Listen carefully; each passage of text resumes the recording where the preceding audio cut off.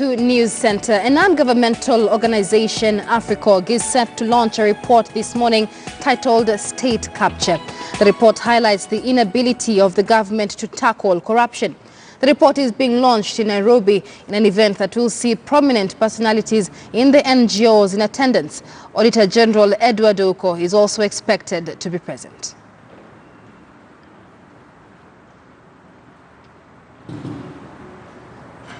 Version of the Kenya Bribery Index, and you people owe David an apology for taking his Kenya Bribery Index. Tom Wolf is a valued guest at all these sessions, and I have to discipline him sometimes, but we welcome him and we're happy to have him here, as we are to have all of you here. So we've been at this a long time. When I talk about the Kenya Bribery Index, I'm talking about the index which was produced as a sort of contrast to the International Corruption Perceptions Index, which measured the perceptions of international stakeholders, international business people about corruption in the public sector in many countries of the world, and ended up largely, producing very predictable results with African countries at the bottom of the index. A few African countries somewhere hovering around the middle, and some have risen. We know the usual examples: Botswana, Mauritius, Namibia, etc. So the Kenya Bribery Index set out to actually measure the actual incidence of bribery and the burden to Kenyans. And we established that it was a burden which was extremely extensive just in its cost alone. But then if you look at the corruption of institutions that sort of extensive bribery involved in immigration, Kenya Defense, police, of course, always top the leagues. So that was a huge cost. So that was just a diversion brought about by Tom Wolf.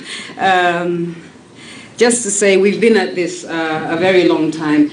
And you can see all of the reports on the scandals that we've been doing over the years, full of recommendations. Now, I give you a guess, how many of those recommendations do you think are being implemented? Okay, in terms of laws and institutions, quite a few. In terms of actual action against the corrupt, not very much at all. If anything, it would have been some what we call small fish, who would have been punished for the sins of their superiors. I want to apologize for the shape of this room. It's quite awkward, so I'll try and remember to keep on turning, but to all of you, and I hope you can all hear well.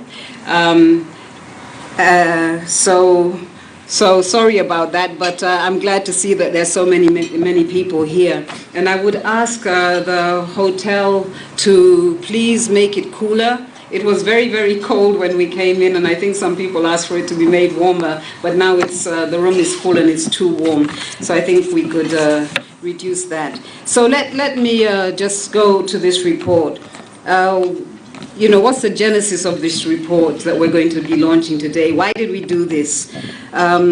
We've talked about the years of work that we've done and the strategies that have been adopted by successive campaigns and successive governments, which will be outlined to you in the following presentations, haven't really had any impact on corruption. If anything, corruption has been increasing to the extent that today, anytime you look at the paper, you've got scandals, and the amounts are in billions. It's no longer about millions, it's about billions, until you're numbed by the steady succession of scandals being exposed.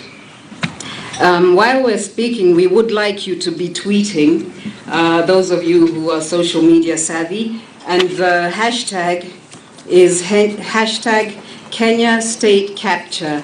Kenya with a capital K, State with a capital S, and Capture with a capital C. This continues a tweet chat which was done yesterday by our young friends in Maskani 254, Inuka Kenya, Kenya Human Rights Commission, TISA Kenya,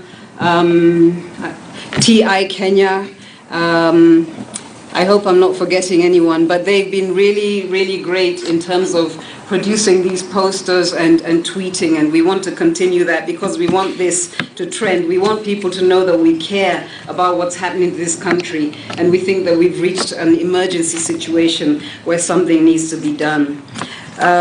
So the report, the genesis of the report, we began to ask ourselves, okay, we started out commissioning a sort of common or garden review of anti-corruption strategies over the decade report, and we found it extremely difficult to do until, and I think, Washira maybe might talk about this, until we decided to adopt the state capture lens.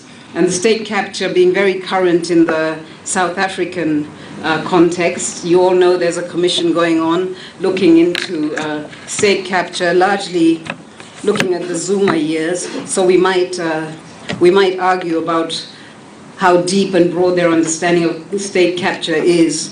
And so we adopted this lens, and we found it a lot more useful and a lot more explanatory in explaining our corruption problem.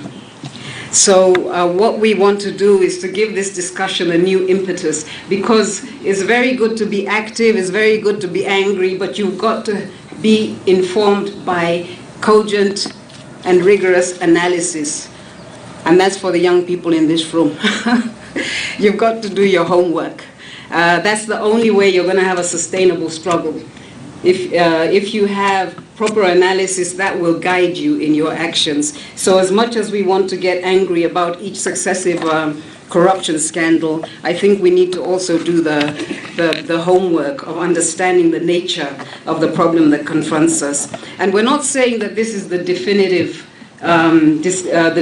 description of corruption. We're saying that we want to start a new debate. We're not saying that now everyone should be walking around talking about state capture. This is now a new conversation that we want to have, because we're still, even amongst ourselves, we're debating, what are we talking about when we say state capture? And we'll have it defined by